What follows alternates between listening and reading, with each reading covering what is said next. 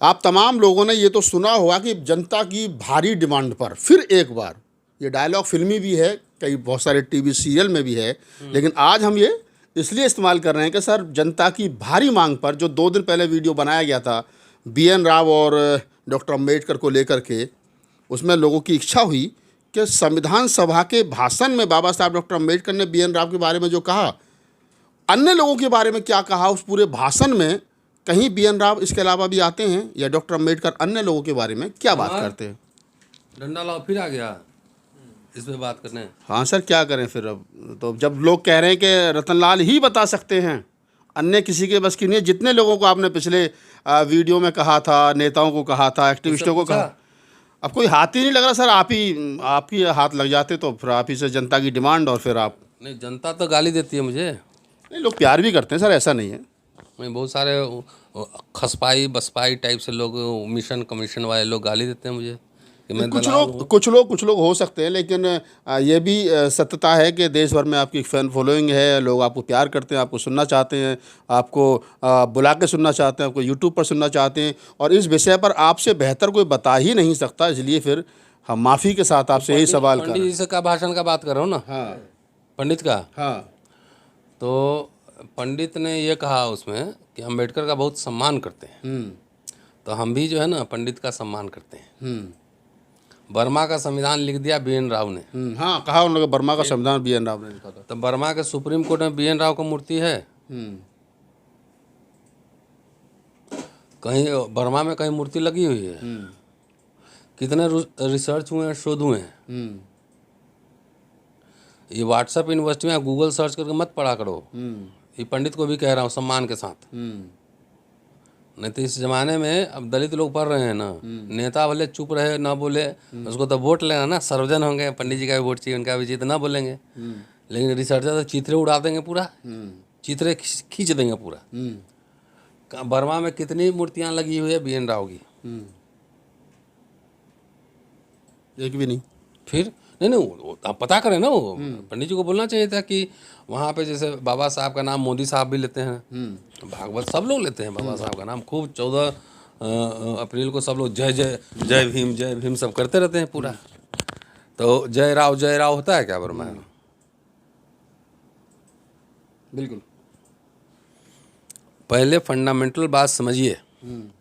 BN Rao थे बड़ा बाबू, IAS officer जिसको आप कहते हैं आज। 1942 के आंकड़ों के हिसाब से 1076 में एक सिर्फ दलित था। ठीक, इसका मतलब 1075 लोग, वो कौन लोग थे? सब वही थे। 50% ज़्यादा हिंदू अपर कास्ट थे। तो ये सब क्रांति कर रहे थे कि हुकूमत का सलाम बजा रहे थे। सर टाइटल किसको मिला? राय बहादुर सर। ये सब अंग्रेज के सब एजेंट थे। इसको राय बहादुर सर, तमाम तरह तरह के उपनाइट, ये वो दिया गया। कौन थे वो? लगान फिल्म देखा था ना अपने? तो राजा साहब को थप्पड़ लगती है ना, लगती है ना थप्पड़। तो ये थप्पड़ खाने वाले लोग बहुत सारे थे जिनको बड़ी बड़ी उपाधियां दी जाती थी। ICS का जो एग्ज़ाम होता था तो कुछ नॉमिनेट भी होते थे। अच्छा। पता है आपको? नहीं, एग्ज़ाम से कुछ लोग जाते, कुछ नॉमिनेट भी होते थे। तो बाबा साहब का गुस्सा है कि हमारे लोगों का नॉमिनेशन क्यों नहीं हो रहा है। 1942 में बाबा साहब क्या थे? 20 जुलाई के आसपास में कह रहा हूँ। 1942 में बाबा साहब क्या थे? कैबिनेट मिनिस्टर, लेबर डिपार्टमेंट के मंत्री।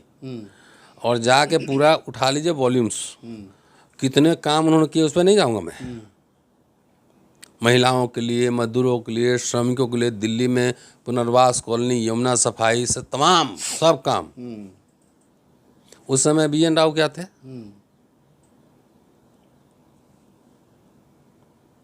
क्या थे BN राव? ICS officer. तो मैं मिनिस्टर कैबिनेट हो जाऊंगा तो IAS ऑफिसर क्या रहेगा मेरा? सेक्रेटरी। तो भाषण हमको जो देना होगा एक आइडिया दे देंगे कि राहुल मुझे इस बात पे बोलना है, जरा मटेरियल इकट्ठा करो। मोदी जी अपने से भाषण देते हैं, कौन लिखता है? सारे IAS लिखते हैं। लेकिन वो मोदी के नाम से आता है ना। वो टेलीप्रॉम्प्टर बंद हो जाता है तो वो करने लगते हैं। बिल्कुल। बाबा साहब को नहीं पढ़े हो तो पहले पढ़ लेना।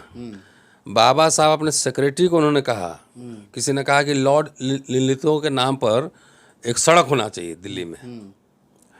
तो बाबा साहब ने अपने सेक्रेटरी से पूछा, अंग्रेज था वो, कि क्या इज इट पॉसिबल? तो सेक्रेटरी ने कहा कि no, this is not possible. तब कहते हैं कि उस ज़माने में सेक्रेटरी की बात भी हम लोग सुन लिया करते थे। अब सेक्रेटरी कोई काम का आदमी नहीं है, जो हम कहते हैं वो सुनता है। कि आज मैं बोल दूं कि लॉर्ड लिलितो पे सड़क होना चाहिए, कोई सेक्रेटरी मना करेगा? बोला 4 सड़क होनी चाहिए सर। मंत्री जी को खुश करना है। हाँ, मंत्री जी को, अगर मंत्री जी कह दें कि बेनजीर भुट्टो ब्रिटेन की प्रधानमंत्री थी, तो सेक्रेटरी क्या बोलेगा? हाँ, थी। नहीं बोलेगी 4 बार थी सर। हैं? वो जानते हुए कि नहीं थी, वो पाकिस्तान की प्राइम मिनिस्टर थी, तब भी सेक्रेटरी बांग्लादेश की थी। हाँ, नहीं पाकिस्तान, हाँ, भुट्टो पाकिस्तान की थी। बेनजीर भुट्टो की बात कर रहे हैं। तो ये तो हालत है अभी सेक्रेटरी की औकात। अगर मोदी जी कह दें कि हम पहले चाइना को हम कब्जा कर लेना है कल, तो सेक्रेटरी क्या बोलेगा? आज ही कर लेंगे सर। अभी ये हाल है। पहले बेसिक बात अगर नहीं समझ में आए ना, तो बहस नहीं करना चाहिए। तो पंडित जी ने कोई रेफरेंस नहीं दिया, दिया कुछ नहीं। तो ये गपौड़ी संघ है, समझ ना, गपौड़ी 4 वो गप्पी बैठ गया। वो कह रहे हैं कि मनुस्मृति को उन्होंने जलाया, इसलिए सम्मान नहीं करेंगे। हमने कोई बात नहीं, अब मत कीजिए। तब मनुस्मृति में हिंदू महिलाओं के बारे में क्या लिखा हो, जरा बताइए जरा लोगों को। ये सवाल तो हम पूछेंगे ना कि महिलाओं के बारे में मनुस्मृति में क्या लिखा है, पंडित जी जरा इस पे बोल लो। शूद्रों अतिशूद्रों में क्या लिखा गया, इस पे बोल लो। आज भी कोई आदमी या धर्म मुझे अगर नीच मानेगा, उसको मैं लात मारूंगा अभी भी चुनौती। उस ग्रंथ में वो किसी का पेट चलता है उस ग्रंथ से, है ना, इसलिए उसको बनाए रखना चाहते हैं। हाँ, संविधान से भी उनका पेट चल रहा है। जितने हाई कोर्ट सुप्रीम कोर्ट में वकील हैं और जजेज हैं, उनको सैलरी संविधान की वजह से मिलती है कि मनुस्मृति की वजह से मिलती है? कैसे मिलती है? भले संविधान की वजह से मिलती है। कोई मुझे कहेगा कि मैं नीच हूँ और इसे बोलेगा, तो पहले उसको लात मारूंगा मैं। नेता नहीं बोलेगा ना, सबको वोट लेना है। सर सवाल लेकिन वही आता है निकल करके कि जैसे बाबा साहब डॉक्टर अम्बेडकर के बारे में गलत तरीके से पेश किया गया ब्राह्मण सभा में, और वो कह रहे हैं कि डॉक्टर अम्बेडकर ने, मुझे दलित लीडरशिप पे शर्म आती है। इस देश के दलित नेताओं पर शर्म आती है मुझे। उसके 1 किलोमीटर के रेडियस में कई मेंबर ऑफ पार्लियामेंट रहे होंगे, बड़े बंगले लेके रह रहे होंगे, बिल्कुल पब्लिक के टैक्स के पैसे से उनको पूरा सैलरी मिल रहा होगा, हैं, एयर कंडीशन होगा, गीजर लगा होगा, 24 घंटा सब फ्री है, सब फ्री है। 1.5 लाख टैक्स फ्री तनख्वाह मिला होगा, 1.5 लाख से ज़्यादा, अब बाकी सब फ्री है, जहाज का टिकट सब कुछ फ्री। तो बाबा साहब इसीलिए संघर्ष किए थे। इन नेताओं को शर्म आ रही कि नहीं आ रही है? मतलब जिन नेताओं को बोलना चाहिए था इस पर वो नहीं बोले। ये तो खैर हमने पिछले वीडियो में भी बड़ा गुस्सा भी आपने प्रकट किया और खेद भी प्रकट किया हम लोगों ने।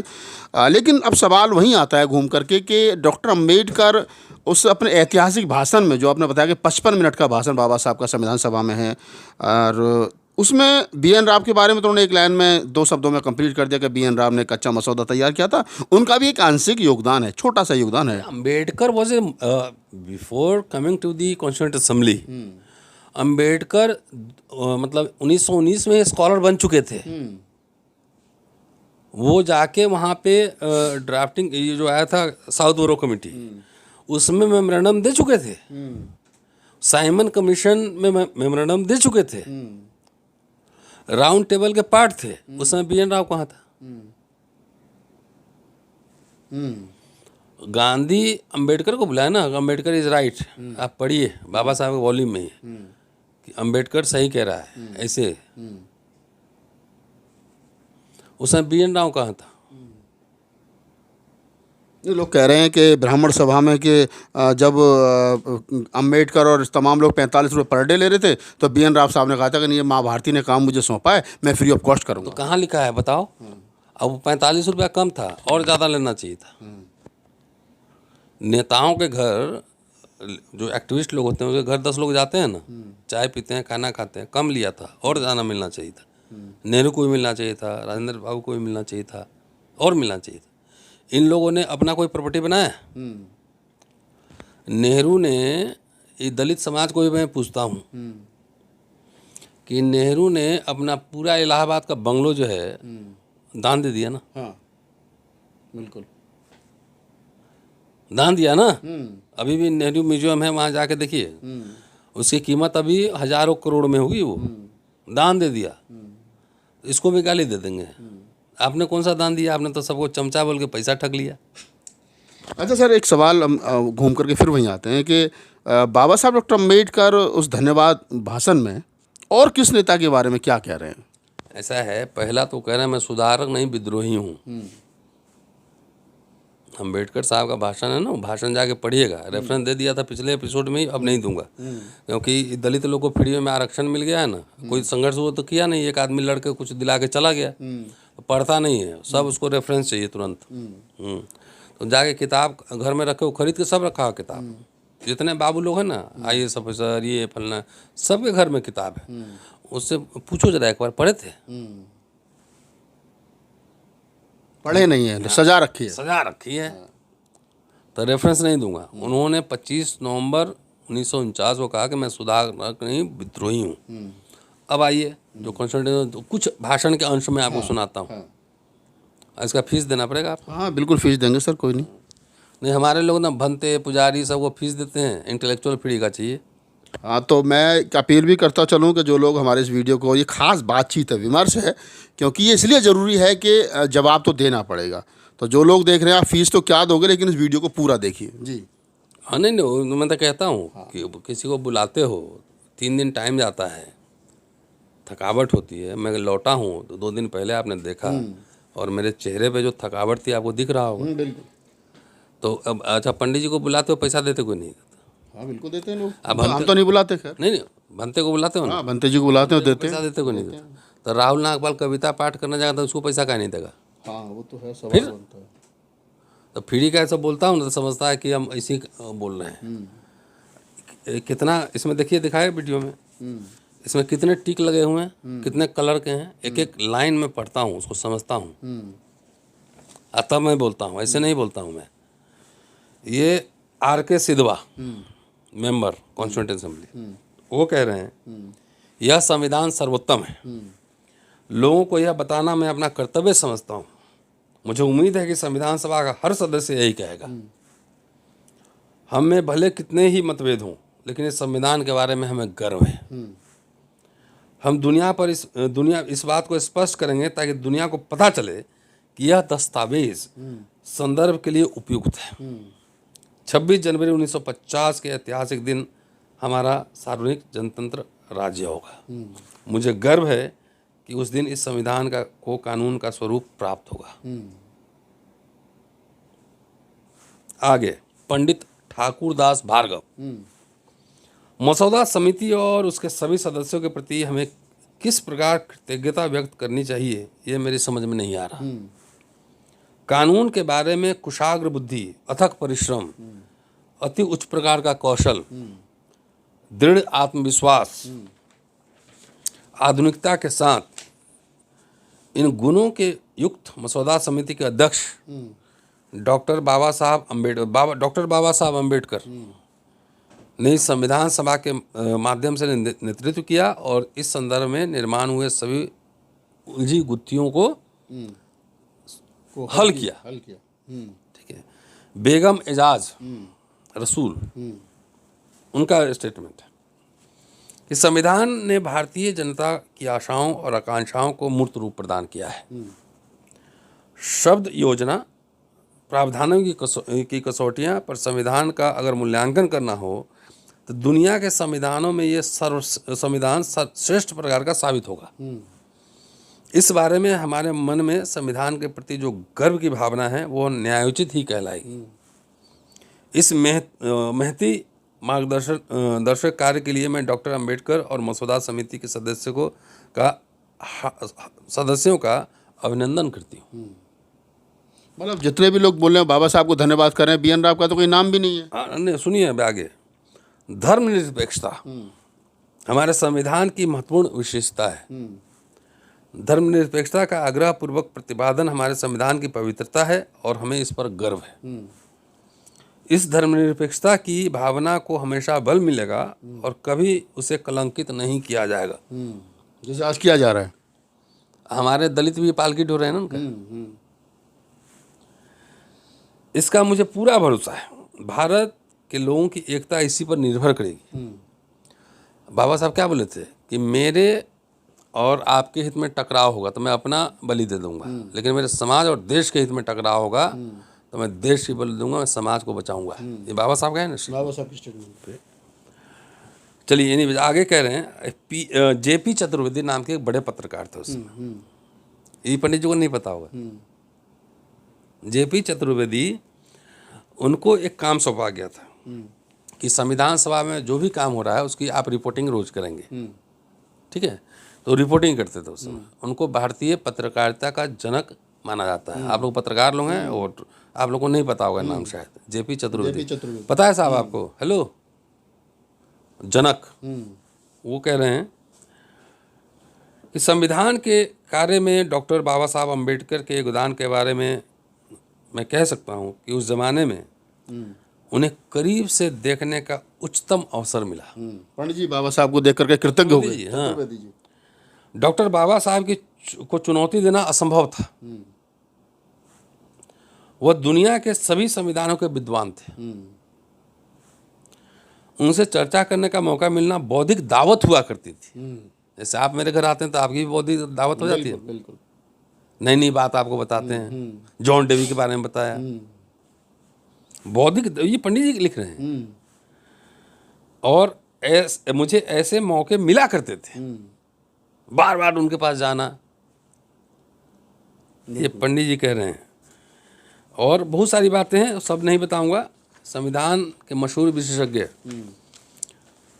एसवी पायली, उनका स्टेटमेंट है कि अपनी विद्वता, कल्पना शक्ति, तर्कनिष्ठ, वाक्पटुता और अनुभवों को डॉक्टर अंबेडकर ने दांव पर लगाया।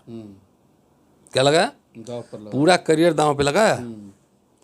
बेहद कठिन सवाल पर भी उनका जबरदस्त उत्तर हुआ करता था। उसमें सोचो जरा, कल्पना करो कि जवाहरलाल नेहरू बैठे हैं, राजेंद्र प्रसाद बैठे हुए हैं, बड़े बड़े लर्नेड लोग बैठते थे उसमें। आज जैसा पार्लियामेंट नहीं था ना। आज तो बहुत कूड़ा कबाड़ी का मेंबर ऑफ पार्लियामेंट आता है, कुछ ही बोल देता है। बिल्कुल। वो लर्नेड लोगों का सभा थी ना। राजे महाराजे भी थे उसमें, नवाब थे, सारे लोग बैठते थे। मतलब वो ड्रेस कोड, खाली तुम कल्पना कर लो कैसे लोग बैठते होंगे। बिल्कुल। आज टाइप से कूड़ा कबाड़ी टाइप से नहीं, जो मर्जी है बोल दिया, वो नहीं, वो लोग कह रहे हैं। और राजेंद्र प्रसाद, अब सुन लीजिए आप, वो बीएन खर्रे थे चीफ मिनिस्टर महाराष्ट्र के उस समय। जरा चिट्ठी का मजमून सुन लीजिए। और ये सब तुम्हारा काम कौन कौन मिशन वाला है? बहुत सारे लोग हैं। सब कहता वही मनवादी था, वही मनवादी, सारे मनवादी थी, खाली तुम ही कम्युनिस्ट समतावादी हो। उन्होंने क्या लिखा है जरा सुना देता हूँ कि विजय खेर को 30 जून 1947 को एक चिट्ठी लिखा। और चिट्ठी में राजेंद्र प्रसाद लिखते हैं कि अन्य किसी बात के बारे में न भी सोचे तो हमें लगने लगा है कि संविधान सभा और जिन विभिन्न समितियों पर डॉक्टर अंबेडकर की नियुक्ति हुई है उनमें उनका कार्य इतना अमूल्य है कि हम उनके योगदान से वंचित नहीं रहना चाहते। वह बंगाल से चुनकर आए थे। उस प्रांत के विभाजन के बाद उनका संविधान सभा की सदस्यता खत्म हो चुकी। संविधान सभा का अगला सत्र 14 जुलाई से शुरू हो रहा है और मैं चाहता हूं कि उसमें उनकी सहभागिता हो, इसलिए तुरंत उनकी नियुक्ति हो। बात समझिए। बंगाल पाकिस्तान बट गया था, हो गया डिवीजन। अब इनकी सदस्यता जोगेंद्र नाथ मंडल के इससे आए थे तो खत्म हो गई। बाबा साहब तो फ्रस्ट्रेट हो चुके थे। What will happen to our people. Rajendra Prasad उनको खर्रे को चीफ मिनिस्टर को बोल के वहाँ एक क्या नाम था, नाम भूल गया, हटा के इनको वहाँ से चुन के मंगवाए। तुम्हारा दलित वन सब क्या बोलता है, ये मिशन वाला सारे मनवादी थे। राजेंद्र प्रसाद नहीं बुलाते इनको तो क्या हो जाता फिर? बाबा साहब रोड पे धरना ही करते ना, बिल्कुल। और क्या करते? आगे चलिए। जब 25 को उन्होंने संविधान सौंप दिया, 26 नवंबर को राजेंद्र बाबू का भाषण होता है। वो कहते हैं कि इस कुर्सी पर बैठकर संविधान सभा के कार्य का मैं रोज निरीक्षण करता आया हूँ। जो हम लोग कॉन्स्टिट्यूशन क्लब में नहीं बैठते हैं, सारे मेंबर लोग वहीं रहते थे जी। संविधान सभा की मसौदा समिति द्वारा कितने उत्साह, निष्ठा और लगन के साथ काम को पूरा किया, इसका एहसास किसी और से अधिक मुझे है। खासकर मसौदा समिति के अध्यक्ष डॉक्टर अंबेडकर ने अपने स्वास्थ्य की परवाह किए बगैर इसे पूरा किया। तालियां बज रही। मसौदा समिति और उसके अध्यक्ष पद के लिए उन्हें चुनने का जो निर्णय हमने लिया, उससे बेहतर और उचित निर्णय कोई और नहीं था। उनका चुनाव सार्थक था, ये साबित कर दिखाया। ठीक, इतना ही नहीं, उन्होंने जो कार्य किया, उनके कार्य को एक ओज प्राप्त हुआ। इस संदर्भ में समिति के अन्य सदस्यों के बीच भेदभाव करना ठीक नहीं होगा। मैं जानता हूं कि अध्यक्ष की तरह ही सभी ने अपनत्व और निश्चय काम किया।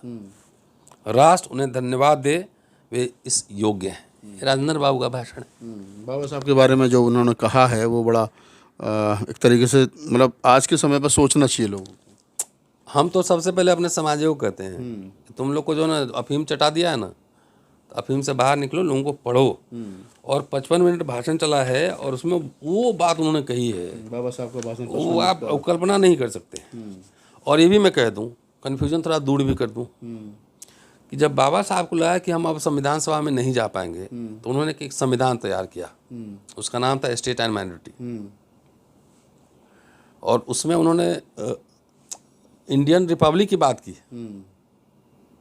United states of India, America के तर्ज पर। ठीक, बिल्कुल। और वो सौंपते हैं, उसमें वो पृथक निर्वाचन क्षेत्र की मांग करते हैं। लेकिन मसौदा समिति में जब जाते हैं तो उनको कॉम्प्रोमाइज करना पड़ता है, पृथक निर्वाचन छोड़ना पड़ता है। तो इसलिए मैं जॉन डेवी का नाम बार बार क्यों लेता हूँ कि वो प्रैग्मेटिज्म के दार्शनिक थे। तो उनके स्टूडेंट रहे बाबा साहब। अच्छा, ये नहीं हुआ तो अड़े मत रहो। और मैंने बाबा साहब के कई भाषण कहा ना कि पहनूंगे तो जड़ी वाली साड़ी, नहीं तो नंगे रहूंगी, ये मानसिकता नहीं रखना है। बिल्कुल। तो फिर 6 महीना के अंदर वो पूरा पोजीशन चेंज कर लेते हैं। और ही वॉज नॉट हैप्पी। संविधान सभा में गए, संविधान ने बनाए तो वो खुश नहीं थे, क्योंकि स्टेट सोशलिज्म की बात कर रहे थे कि भूमि का राष्ट्रीयकरण होगा, इंडस्ट्री का राष्ट्रीयकरण होगा, इसका बीमा कंपनी का राष्ट्रीयकरण होगा, कलेक्टिव फार्मिंग। कोई दलित के कैडर कंपनी से बताया है? उनको समझौता करना पड़ता है और जाके अल्टीमेटली, चूंकि उसमें राजे महाराजे नवाब लोग थे ना, तो कौन जमींदारी छोड़ देगा अपना? किससे कौन किससे दुश्मनी मोल लेगा? हाँ, तो बोले कि स्टेट की रिस्पॉन्सिबिलिटी होगी, स्टेट सोशलिज्म होगा। जब नहीं लोग माना तो फिर वो डायरेक्टिव प्रिंसिपल ऑफ आया, नीति निर्देशक तत्व। चलिए कोई नहीं, लेकिन हमारे लोगों के लिए राज्य के ऊपर होगा कि हमारे लोगों के लिए ये काम करेंगे।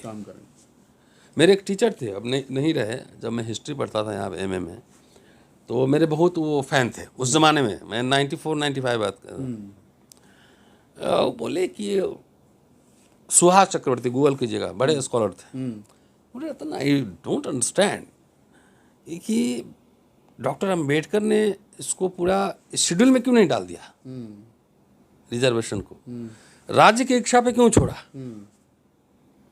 देखिए, सुहास चक्रवर्ती हमारे गुरु रहे हैं, और कितने साल बाद संदर्भ प्रसंगवश नाम याद आ गया ना मुझे, आर्ट्स फैकल्टी मुझे बोले इसी ऐसे वो बोलते थे, बंगाली थे, बहुत शानदार अंग्रेजी बोलते थे, कि डॉक्टर अंबेडकर ने इसको फंडामेंटल राइट में क्यों नहीं डाला।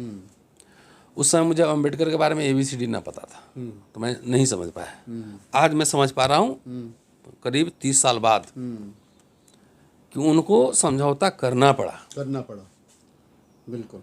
उनकी बात नहीं मानी गई संविधान सभा में। तो कुछ नहीं तो कुछ तो किया ना। बिल्कुल बिल्कुल। तो ये बड़ी महत्वपूर्ण बातचीत हम लोग प्रोफेसर रतनलाल साहब के साथ जो है वो कर रहे ये हैं। वाला सुना दूं फिर? तो थोड़ा सा हम चाह रहे हैं कि और इसको गंभीरता से आगे बढ़ाया जाए। खर्रे के बारे में क्या बोले तो सुना दूं? हाँ बताइए सर। अभी तो मैंने तो पिछले वीडियो में बताया था। हाँ। मुझे इस काम का श्रेय दिया जा रहा है, लेकिन यह केवल मेरा एक मर्यादा होती है ना, कहने का। बड़ा आदमी अपने तरीके से बात रखे। अच्छा, मेरे किताब लिखे हैं तो लाइब्रेरी का जो क्लर्क है, पीएन है, सबका नाम लिखा है, थैंक यू वेरी मच, आपने कंट्रीब्यूशन किया। सबका नाम लिखते हैं किताब में हम लोग। अगले किताब में आपका भी लिख दूंगा जी। तो जो लोग काम करते हैं, साथ रहते हैं, तो उसका एक कटसी मर्यादा होता है सबका नाम लेना। बिल्कुल। मुझे इस काम का श्रेय दिया जा रहा है, लेकिन यह केवल मेरा काम नहीं है। अकेले बैठ के लिख रहे थे संविधान के, बहुत सारे लोग उसमें असिस्ट कर रहे होंगे ना। संविधान सभा के सलाहकार सर बीएन राव का भी इसमें आंशिक योगदान है। पिछली वीडियो में हमने बताया था। आंशिक यानी छोटा सा हाँ, जिन्होंने मसौदा समिति के विचारार्थ संविधान का कच्चा मसौदा तैयार किया। अरे मैं कहीं भाषण दे रहा हूँ, 4 सेक्रेटरी में होंगे, तो उसको खाली बोल दूंगा कि भाई ये सब करो, जरा काम करके रखो। मेरे साथ काम करते हैं लोग, तो हमने रफ काम करके आके मैं देखता हूँ। सब टाइपिस्ट भी बनेंगे, ये करेंगे, सब काम थोड़ी कर पाएंगे। बिल्कुल। हैं? तो ये थे यूपीएससी क्लर्क। क्या थे? UPSC clerk BN Rao. BN Rao, sir BN Rao. हाँ, सर बीएन राव। इन्होंने कोई क्रांति नहीं की थी, नौकरी की है जिंदगी भर, जिंदगी भर, है ना। तो आज़ादी के योगदान में आरएसएस का कोई योगदान है? आज़ादी की लड़ाई में देश को? तो पंडित जी से पूछे ना ये सवाल, तुम थे उस प्रोग्राम में? मैंने 2-3 सवाल किए थे तो जवाब था नहीं उनके पास। नहीं, आज़ादी की लड़ाई में आरएसएस हिंदू महासभा क्या योगदान है, पहले ये बता दो मुझे। अच्छा एक बताइए, छोड़िए, अभी इतना भाषण दे रहे हैं, मुगल पीरियड में कोई दस्तावेज दिखाइए जो आपने भाषण दिया हो मुगल शासन के खिलाफ। चुनौती मेरा है। जब इब्राहिम लोदी आया होगा, चाहे सब लोग रहे होंगे वहाँ से, तुर्क सब आया होगा, तो आपने कोई उसके खिलाफ विद्रोह किया होगा, भाषण दिया होगा? एक दस्तावेज दिखाओ मुझे। एक दस्तावेज दिखाओ मुझे। प्रोफेसर रतनलाल का फिर चैलेंज। और के सुनिए जी सर, नेता से पूछ के आइए, यहाँ पे ऐसे मत आया कीजिए, न तो हम डंडा रखते हैं। डंडा भी रखते हैं और कलम भी रखते हैं, किताब भी रखते हैं, और जब जब हमें ज़रूरत पड़ती है ज्ञानवर्धक वीडियो बनाने के लिए जो ज़रूरी है समाज के लिए, तो हम सर के पास आते हैं। सर का फूड इसको कहते हैं। हाँ, इंटेलेक्चुअल फूड इसको कहते हैं। और बहुत अच्छी बातचीत रही, और इस वीडियो को ज़्यादा से ज़्यादा शेयर कीजिए ताकि ये बीएन राव को सारा वीडियो देखिए, बोल 85 सारा पूरा वीडियो देखिए, अम्बेडकर नामा पर, बोल 85 पर, जेएन न्यूज़ पर, तो तमाम देखिए। और हमारा काम है कि जो बाबा साहब डॉक्टर अम्बेडकर के खिलाफ एक प्रोपगंडा तैयार किया जा रहा है, उसको ब्रेक किया जा सके, उसको रोका जा सके, सही बात जो है वो आप लोगों तक पहुँचे। और ये तमाम अम्बेडकरवादियों की जिम्मेदारी बनती है कि बाबा साहब डॉक्टर अम्बेडकर पर किसी भी प्रकार का कोई इस प्रकार का किसी आदमी को ला करके खड़ा किया जाता तो पुरजोर विरोध होना चाहिए। वो हमारे जैसे लोग कर रहे हैं, नेताओं को भी चाहिए। धन्यवाद।